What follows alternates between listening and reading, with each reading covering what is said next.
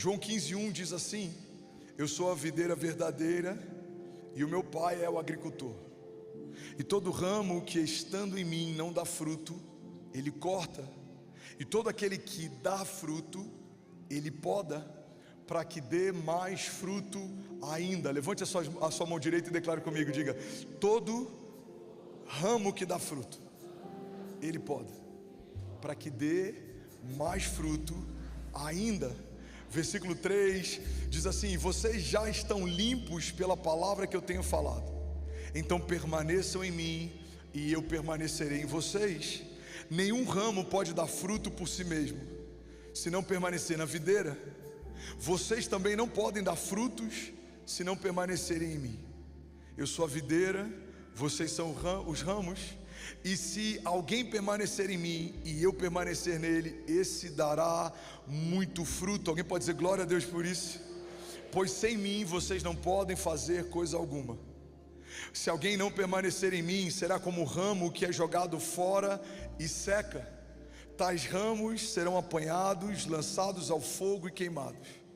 Mas se vocês permanecerem em mim e as minhas palavras permanecerem em vocês, me pedirão o que quiserem e lhes será concedido, porque o meu Pai é glorificado pelo fato de vocês darem muitos frutos, e assim serão os meus discípulos. Alguém pode dizer glória a Deus por essa palavra?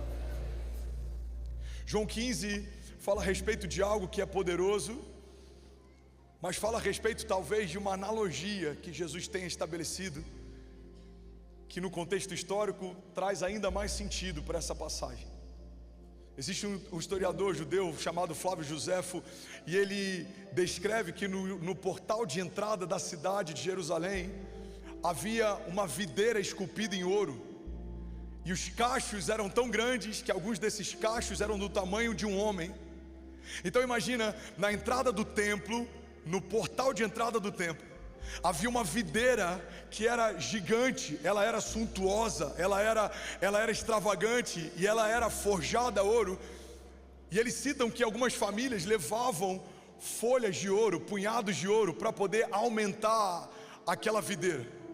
Então quando Jesus ele fala a respeito de uma videira verdadeira, a gente pode acreditar que ele está fazendo um contraponto com uma videira entalhada de ouro que está às portas do templo. Ele está dizendo: olha, existe uma videira à porta do templo. Israel era chamada de videira de Deus. A gente vê isso em alguns momentos, em algumas passagens da Bíblia. Então eu creio que Jesus pode estar dizendo: olha, alguns dizem que Israel é a videira de Deus, outros eles entalham videiras de ouro na porta do templo, mas eu vim aqui trazer uma revelação, e essa revelação é: eu sou a videira verdadeira e vocês são os ramos.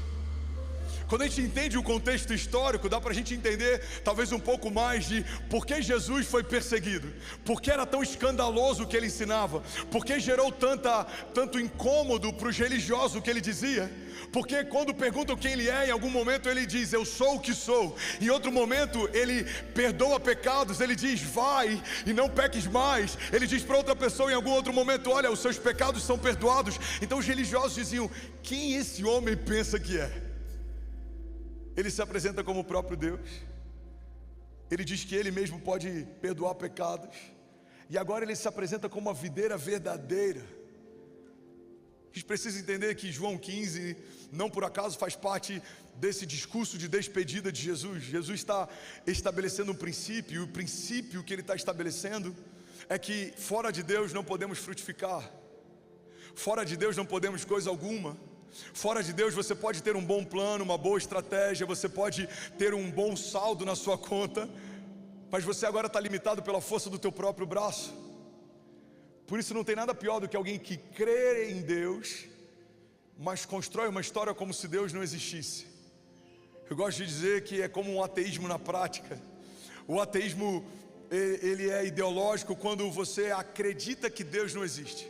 Mas o ateísmo ele é prático, como você vive como se ele não existisse. Você toma decisões sem consultá-lo, você entra em portas sem perguntar para ele, você tem impressões no espírito, e mesmo Deus dizendo não vai, você vai, mesmo Deus dizendo não entra, você entra, mesmo Deus dizendo se lança, não se lança. Então Deus está dizendo: olha, em mim vocês podem todas as coisas, mas fora de mim, vocês não podem coisa alguma.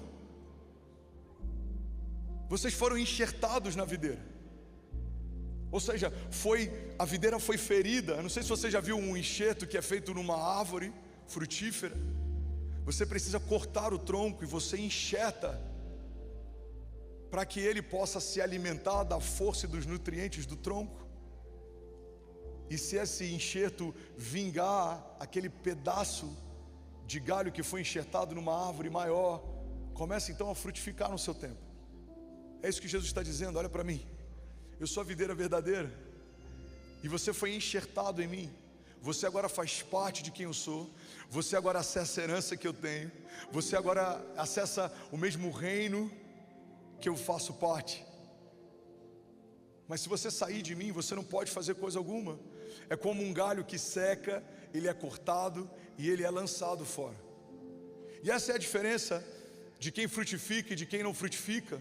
A Bíblia fala sobre 2 tipos de corte, mas a diferença entre os dois é que um tipo de corte, ele é feito para que seja jogado fora. O outro tipo de corte, ele é feito para que você frutifique ainda mais. Então, irmão, eu quero compartilhar essa palavra para gerar em você fé e esperança, mas também para gerar na nossa comunidade uma fé madura. Porque muitas vezes a gente se frustra na jornada de fé, porque a gente não entende a forma como Deus faz. O modus operandi de Deus fala a respeito de um Deus que recompensa crescimento com poda. Para o nosso entendimento isso é quase paradoxal. É como se a gente estivesse dizendo, olha, no reino de Deus, imagine que você estivesse no mercado corporativo. Quanto mais você cresce, mais sanções você sofre. Quanto mais você frutifica, mais cortes você sofre. É isso que Jesus está propondo. Ele está apresentando um Deus que poda como recompensa quem cresce. E é por isso que muitas vezes a gente começa bem, mas não termina bem. Porque quando começa a frutificar e Deus começa a nos podar, a gente encara a poda como castigo. A gente encara a poda como abandono. A gente encara a poda como um Deus que deixou de olhar para nós, ou que deixou de estender as suas mãos em nosso favor. Biblicamente todos os heróis da fé enfrentaram isso. Davi é aprovado enquanto pastor, mas depois que recebe unção é podado.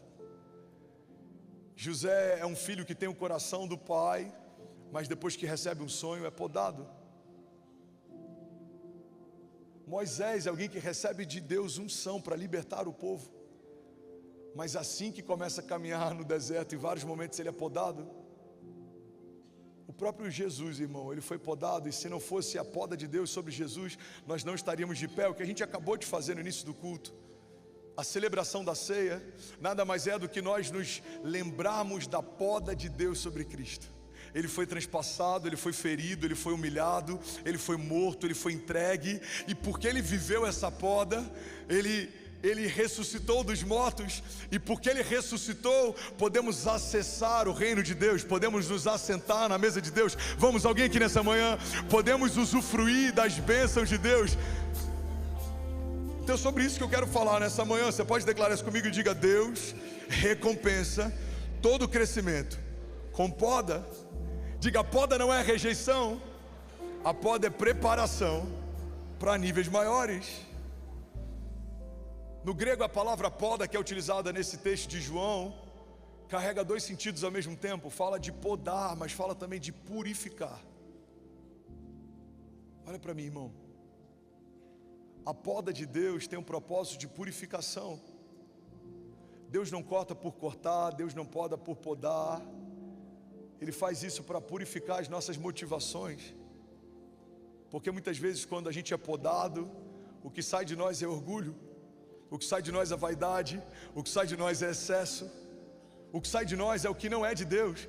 A Bíblia fala que quando aquilo que é mortal for revestido de mortalidade, aquilo que é imortal será revestido de imortalidade. A Bíblia diz que quando aquilo que é abalado aquilo que é abalável for abalado, aquilo que é inabalável permanecerá. O que a Bíblia está dizendo é: de tempos em tempos eu levo você para uma fornalha, porque é no meio do fogo que eu purifico aquilo que já era puro. De tempos em tempos eu levo você para o deserto, porque quando eu falo de amor no meio do deserto, não tem mais espaço para aquilo que não é meu. Não tem como, irmão, você continuar animado enquanto está sendo esmagado por Deus. Não tem como você permanecer animado enquanto está sendo podado por Deus. Então entende isso. Esse ânimo que nasce da carne, ele se esvai no meio do deserto. Mas então vem um bom ânimo da parte de Deus. Ele está dizendo para alguém: tem de bom ânimo, eu já venci por você.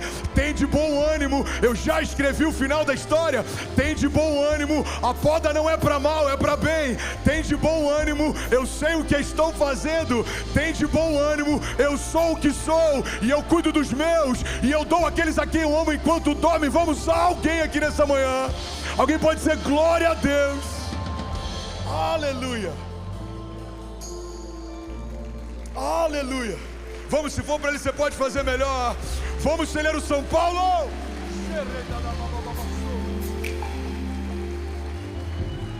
Aleluia. Quando ele poda a nossa vida, ele não está só tirando coisas externas, ele está garantindo a pureza do fruto. Ele está garantindo a pureza do fruto. Deus não é um Deus de quantidade, Ele é um Deus de pureza.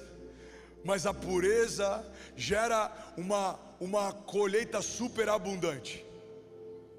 Então tem gente que não frutifica e fala: não, Deus não é um Deus de quantidade. Não, a minha igreja é pequena, mas a igreja tem que continuar pequena para ser santa. Uma igreja muito grande não consegue manter relacionamento, discipulado. Alguns dizem: não, eu não cresço porque essa é a vontade de Deus. Não entenda uma coisa: Deus é glorificado, e no final desse texto a Bíblia diz que Ele é glorificado pelo fato de darmos muitos frutos. Então tem períodos em que Ele nos poda para garantir a pureza do fruto, mas depois que o fruto está purificado, é tempo de superabundar de novo, é tempo de avançar de novo, é tempo de multiplicar de novo. A jornada com Deus, ela é cíclica. É como Jesus, a Bíblia diz que, como de costume, depois de operar muitos milagres, ele se ausentava e ele ia ter tempo com Deus. Ele acabou de multiplicar pães e peixes, ele acabou de manifestar o poder dele, e milhares se alimentaram a partir de um lanche de um menino. Mas depois que algo glorioso acontece, ele se recolhe. A Bíblia fala a respeito de grandes feitos. Ele toca enfermos, ele cura leprosos, ele faz coisas extraordinárias. Mas depois que tudo isso acontece, ele se recolhe. É como mover das ondas do mar. O mar, ele vem impetuoso, as ondas arrebentam nas pedras e ele se recolhe. Então está tudo bem não manter o mesmo ritmo sempre. Quem sabe a sua entre-safra seja aquilo que os céus chamam de poda de Deus. Todos passaremos pela tesoura de Deus. Alguns para corte, outros para poda. Alguns porque não frutificam, outros para que frutifiquemos ainda mais. Alguém está pegando isso aqui em nome de Jesus? Eu estou compartilhando isso, irmão, porque a gente vai viver isso de tempos em tempos, e eu preciso te alertar para que você não ache que uma poda de Deus, que é uma das maiores expressões de cuidado de alguém que sabe que você pode mais, seja confundido com o juízo de Deus, ou com uma penitência de Deus. Não, Deus não está te punindo, Deus está te cuidando. Isso é cuidado. E esse cuidado Ele teve com todos aqueles que compõe a galeria dos heróis da fé em Hebreus 11. Ele remove orgulho, ele remove dependência, ele remove distração, ele remove excesso. Eu lembro de uma palavra que eu ministrei algum tempo atrás, se chama o poder do deserto, e eu falo sobre o que o deserto gera, e uma das coisas que o deserto gera é o detox. No deserto não dá para carregar sobrecarga, no deserto não dá para a gente levar coisas que pesam demais. Então tem momentos que Deus nos poda para que a gente libere perdão. Talvez você está pesado demais, ainda preso em algo que te fizeram, ainda preso em algo que te falaram. Deus está dizendo: deixa para lá, irmão, deixa para lá. Deus está fazendo uma coisa nova, então Ele está podando para que você possa frutificar de novo, e para que esse fruto seja puro, e para que não haja condenação naquilo que você está vivendo em Deus. Alguém está comigo? Diga amém. A poda não é para ferir você, a poda é para liberar os frutos de Deus que ainda estão em você. Existem coisas que ainda não saíram, existem coisas que você ainda não acessou, nem conheceu. Então a poda é para que isso venha para fora. A poda é para que isso se manifeste. A poda é para que isso se revele. Ele é o Deus que nos chama para o deserto para falar de amor. Ele é o Deus que unge Jesus depois do batismo e leva ele para o deserto para ser tentado. Ele é o Deus que unge Davi para o reinado e permite que o rei, que por ele já tinha sido cancelado, o persiga. Essa é a forma que Deus faz. E talvez você foi ungido para algo, e veio algo que tentou te parar, e veio algo que tentou te desanimar, e veio algo que te feriu, e você não está entendendo.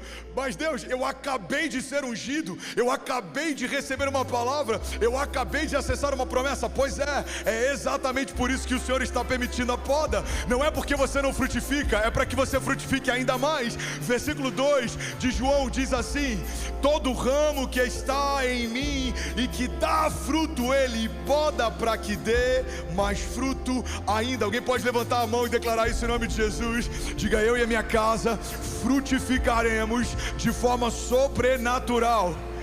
Diga: nós avançaremos em fé, romperemos em fé, e as portas do inferno não prevalecerão contra nós. O período da poda é o que a gente chamaria na agricultura talvez de entre safra.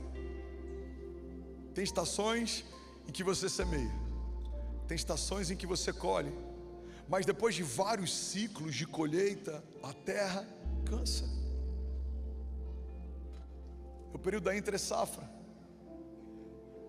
A Bíblia diz que aqueles que semeiam com lágrimas, com alegria trarão os seus feixes.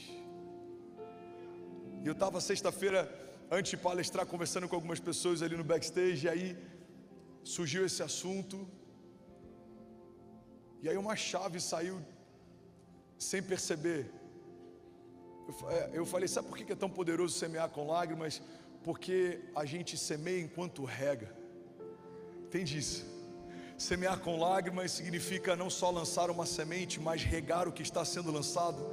Significa não só continuar fazendo o que Deus me pediu para fazer, mas também nutrir aquilo que eu estou fazendo. Porque a Bíblia diz que aqueles que semeiam com lágrimas, com alegria trarão os seus feixes. Eu quero declarar em nome de Jesus. Eu não sei como foi 2025, eu não sei como está sendo 2026, mas em todas as estações de desafios, dificuldades, levante, cansaço, não é tempo de parar de semear, não é tempo de parar de adorar, não é tempo de parar de crer, não é tempo de parar de cavar, não é tempo de parar de se aprofundar, não é tempo de parar. Por quê? Porque semeamos com lágrima, mas com alegria teremos os nossos feixes. Porque a nossa dor e o nosso choro pode durar uma noite, mas certamente a alegria vem pela manhã. Vamos, alguém comigo aqui, diga amém.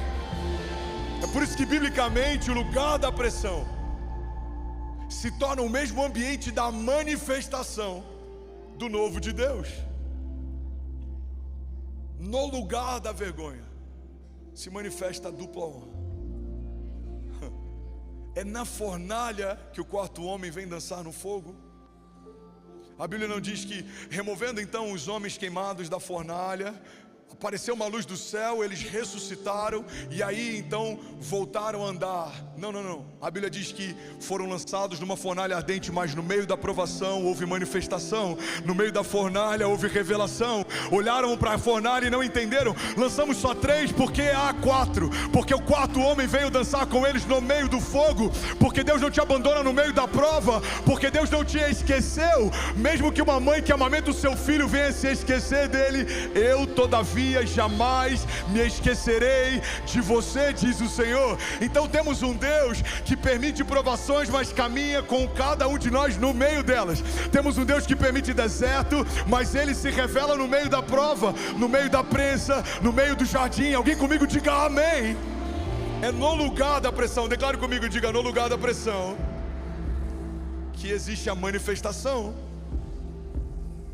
É no meio da fornalha, é no meio do deserto. O pão que desce do céu não desce no Egito. O pão que desce do céu não desce na terra prometida. O pão que desce do céu desce na travessia. A água que brota da rocha não brota no Egito. Olha para mim. A água que brota da rocha não brota na terra prometida. A água que brota da rocha brota na travessia. O que você quer dizer com isso, André? Eu quero dizer que algumas das maiores manifestações do poder de Deus acontecem nesse ato entre o Deus que prometeu e a promessa que se cumpriu.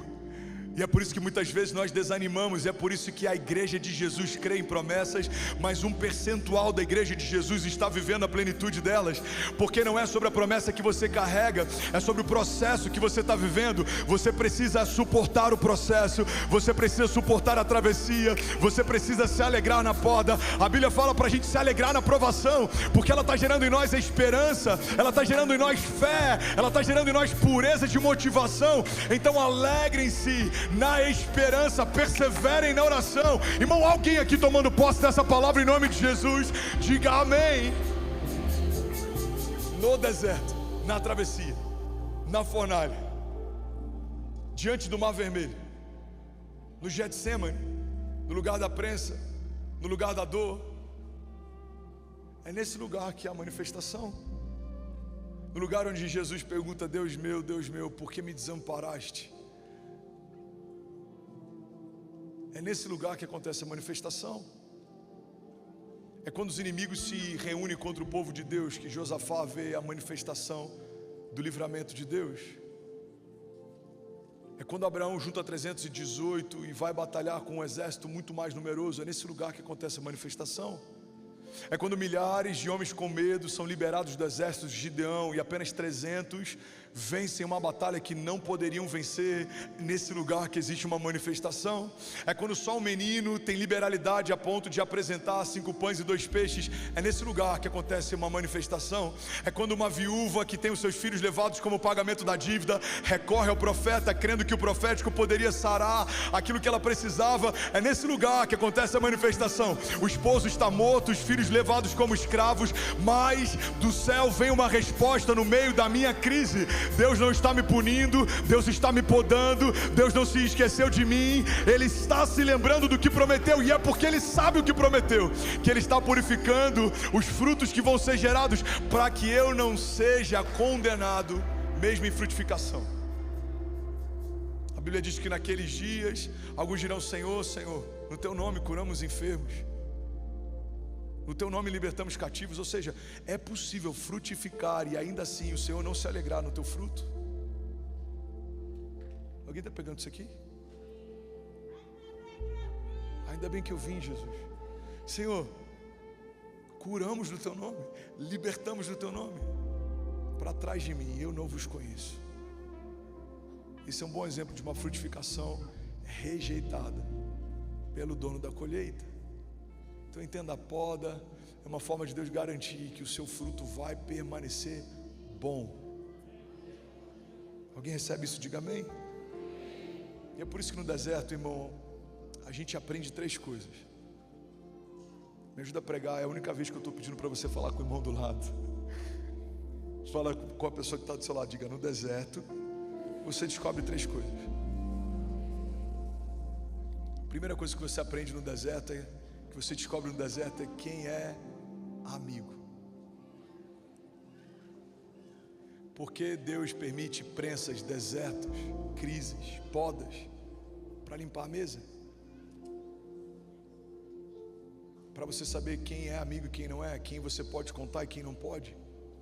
A Bíblia diz que é nesse tempo de crise que o amigo se revela irmão. E é nesse tempo de crise que muitos irmãos se revelam nem como amigos.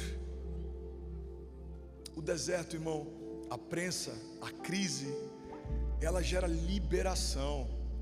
Ela te libera, ela te prospera, ela te limpa.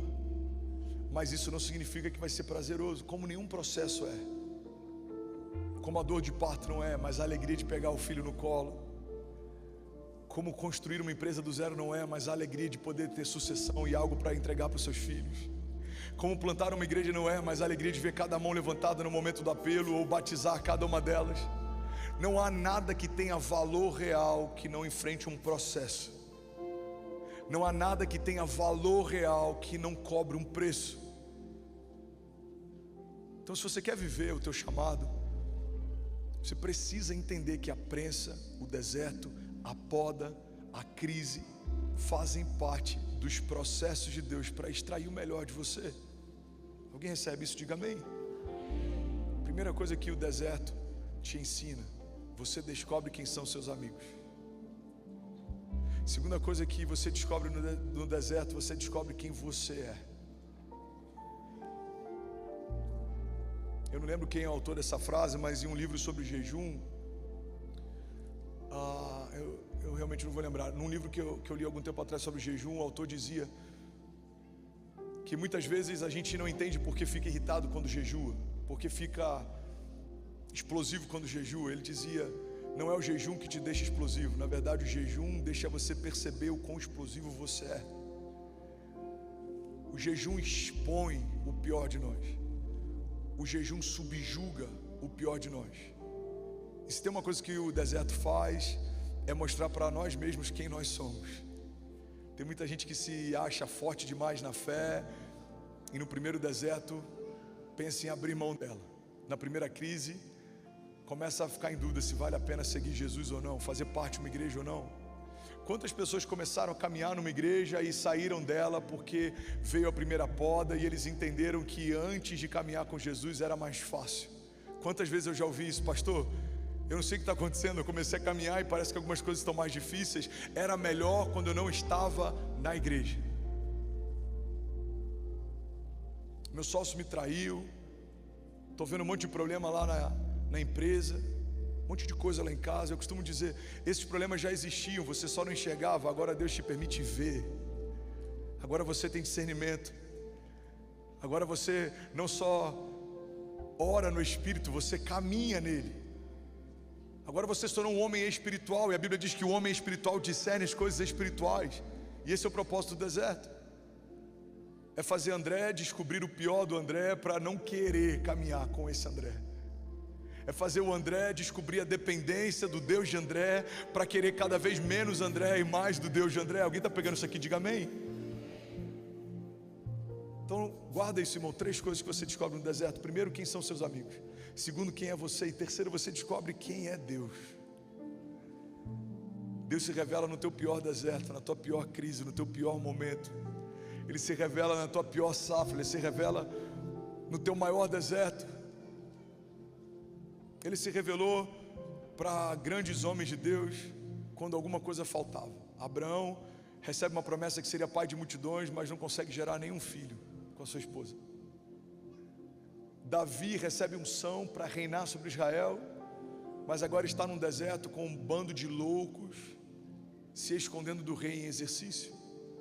José recebe um sonho que ele vai liderar a sua casa, mas agora a sua casa vendeu ele como escravo e lançou ele no poço. Você percebe como é quase paradoxal? Entende isso, irmão? Guarda isso aqui em nome de Jesus. A linguagem de Deus, ela é muito próxima da linguagem daquilo que te rejeita. Você foi ungido rei, um rei vai se opor a você. Você foi ungido libertador, um opressor vai se levantar contra você. Você foi chamado para prosperar, coisas que vão tentar roubar a riqueza de Deus em você vão se levantar. Você foi chamado para liderar, você vai começar a lidar com muitos desafios na liderança. Por quê? Porque a oposição, ela trabalha na mesma linguagem da minha unção. Você foi ungido para quê? Você foi ungido para abrir caminho, então alguns vão querer questionar o teu pioneirismo. Você foi ungido para dar suporte, então alguns vão começar a questionar o teu ministério de ajuda. Você foi ungido para ministrar a palavra, vão querer contestar a tua mensagem, porque a mesma linguagem que o céu te unge, a linguagem que o inferno te resiste. É nesse lugar que somos provados, testados, tentados, mas se não desanimarmos, seremos aprovados e veremos uma frutificação sobrenatural, porque aquele que começou a boa obra, ele é fiel para concluí-la. Alguém comigo aqui em nome de Jesus, diga amém. Aleluia. Vamos, se for para ele, você pode fazer melhor.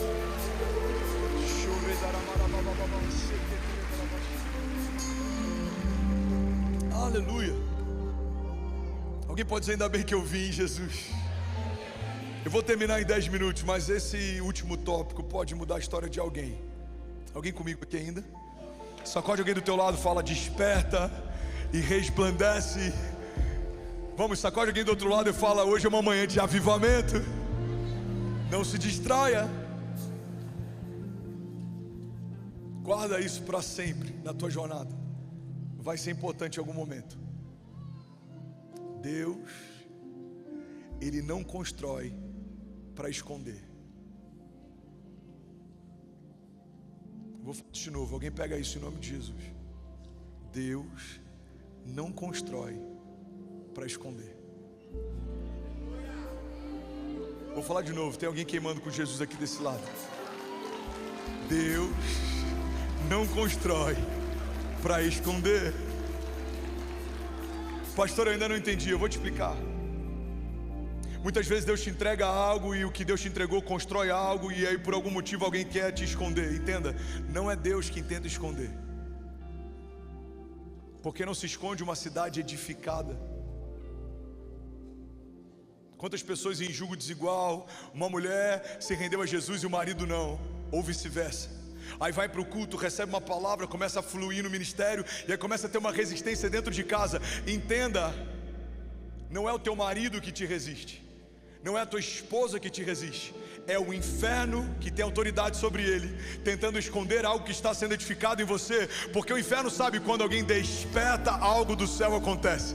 Quando alguém entende, algo de Deus acontece. Quando alguém se posiciona, algo sobrenatural acontece. Então não é o Deus que edificou a promessa que quer escondê-la, porque o próprio Deus diz, Mateus 5,14: vós sois a luz do mundo, e não se pode esconder uma cidade edificada sobre um monte. No período em que Jesus está falando sobre isso, muitas cidades importantes eram edificadas no alto dos montes. Jerusalém, por exemplo, está num lugar alto. Existem várias outras cidades. Alguns acreditam, não dá para a gente afirmar, mas alguns acreditam que quando Jesus fala a respeito dessa passagem, é provável que ele esteja falando a respeito de uma cidade chamada Safed. É uma igreja que ficava num lugar alto, e à noite as cidades acendiam as suas lamparinas. Isso tinha vários propósitos. Primeiro era um propósito de fortificação. Um lugar alto é mais difícil de ser dominado. Você percebe de longe os inimigos, você avista de longe os levantes. É mais difícil ser dominada porque você defende de cima inimigos que estão abaixo. Alguém está pegando isso aqui em nome de Jesus? A gente vê no período medieval óleo quente sendo lançado sobre guerreiros que tentavam dominar castelos, arqueiros que lançavam contra homens que tentavam invadir cidades. É por isso que são edificados em lugares altos. Primeiro por uma questão de proteção. Agora isso também gerava referência. Os viajantes, eles poderiam até estar perdidos, mas eles se encontravam quando viam cidades edificadas. Alguém pega isso aqui em nome de Jesus. Alguém na tua casa pode estar perdido, mas quando ver a luz de Deus brilhando sobre você, vai se encontrar, você vai nortear, você vai dar destino. Vamos, alguém, você vai dar destino. Pastor, o meu filho está perdido. Então que brilhe a luz de Deus sobre você, para que numa noite escura Ele te perceba e se encontre. E é por isso que as cidades são edificadas nesse período em lugares altos, porque isso protege e isso expõe. O que Jesus está dizendo, e alguns historiadores acreditam que ele fala a respeito dessa cidade, porque ela era uma cidade que não tinha como não enxergar. À noite brilhava a luz dela no meio da escuridão. Existe algo poderoso nessa declaração. Não é uma promessa futura. Jesus não está dizendo vocês serão, Jesus está dizendo vocês são. Não é algo que vai acontecer. Vamos, alguém pega isso aqui. É algo que em Jesus já aconteceu. Vocês são a luz do mundo, e não se pode esconder uma cidade edificada sobre um alto monte. E eu finalizo aqui. Pega isso aqui em nome de Jesus. Se foi Deus quem edificou, Ele pretende revelar. Só que o tempo é dele, não é nosso. A Bíblia diz que Jesus foi gerado pelo ventre virgem de Maria, João foi gerado no ventre estéril de Isabel, cresciam em graça diante de Deus e do povo, até que chegou o tempo do ministério dele se expor. O que Deus está nos ensinando é: antes de se expor, se torne. Antes de te expor, eu te torno. Antes de te expor, eu te torno. Eu estou firmando seus pés. Eu estou forjando o seu caráter. Vamos, alguém pega isso aqui. Eu estou criando impressões no teu espírito. Eu estou criando memórias e testemunhos em você. Eu estou criando marcas para que você não se esqueça. Eu fiz no passado, posso fazer de novo. Curei no passado, posso curar de novo. Libertei no passado, vamos, alguém, posso libertar de novo. Deus está criando testemunhos que são como cicatrizes, que quando a gente olha para elas não dá para questionar se Deus é capaz de fazer. Você sabe, Ele já fez. Não dá para questionar se Deus é capaz de abrir. Você sabe, Ele já abriu. Não dá para questionar se Deus é capaz de livrar. Você sabe, Ele já livrou. Não dá para questionar se Ele é escape. Você sabe, Ele construiu caminhos em meio a desertos. Ele veio andando na tua direção no meio de tempestades. Ele já disse na presença dos seus inimigos: eu sou por Ele, não há quem possa impedi-lo. Então entenda, Deus está criando memória na igreja. Deus está criando resistência nos filhos. Deus está forjando um caráter inabalável, para que quando aquilo que é abalável for abalado, aquilo que é inabalável permaneça de pé. Então está acontecendo em nós algo que é de Deus. É maravilhoso, faz parte da jornada de fé. Deus está te podando e você vai frutificar mais. Vamos, fique de pé, alguém comigo aqui nessa manhã. Deus está te forjando e você vai crescer mais. Deus está fazendo uma coisa nova. Vocês não percebem? Levante as suas mãos, feche teus olhos. Eu quero orar com alguém avivado aqui nessa manhã. Vamos, comece a declarar: Pai, eu declaro sobre a minha casa e sobre os meus, sobre o meu ministério, sobre o meu chamado e sobre tudo que o Senhor me confiou. Diga: estou sendo preparado para algo maior. Meus olhos não viram, meus ouvidos não ouviram, ainda não penetrou no meu coração, mas eu sei que o Senhor vai fazer por meio do seu Espírito. Diga: eu sei que em meio a crises, o Senhor se revela como Jeová Jireh, o Deus da provisão. Em meio a cenários de enfermidade, o Senhor se revela como Jeová Rafá. O Senhor é a minha cura, pelas suas pisaduras nós fomos sarados. Em meio a batalhas, o Senhor se revela como Jeová Nissi. O Senhor é a nossa bandeira, o Senhor é o nosso estandarte. O Senhor vai à frente das nossas guerras, porque sabemos e declaramos confiadamente: se Deus é por nós, quem será contra nós? Agindo Deus em nosso favor, quem impedirá o seu agir? Pai, nós declaramos nessa manhã, debaixo de céus abertos, que toda forja, que toda poda, que toda crise, que todo deserto está gerando em nós uma glória eterna que pesa mais do que todos esses sofrimentos leves e momentâneos. Pai, nós apresentamos ao Senhor os nossos cortes, as nossas dores, as nossas feridas, para que o Senhor nos devolva um bom testemunho. Nós declaramos em nome de Jesus: não desanimaremos, porque nós mantemos os nossos olhos fitos no autor e consumador da nossa fé. Nós elevamos os nossos olhos aos montes, sabemos que é de lá que vem o nosso socorro. Por isso nós declaramos nessa manhã, Pai, milagres, sinais, testemunhos, portas abertas, e no meio da nossa travessia, o pão que desce do céu será dado todos os dias. Perdoa as nossas ofensas, assim como nós perdoamos quem nos tem ofendido. Pai, não nos deixa cair em tentação, nos livra de todo mal e acrescenta todos os dias da nossa vida os teus milagres, em nome de Jesus.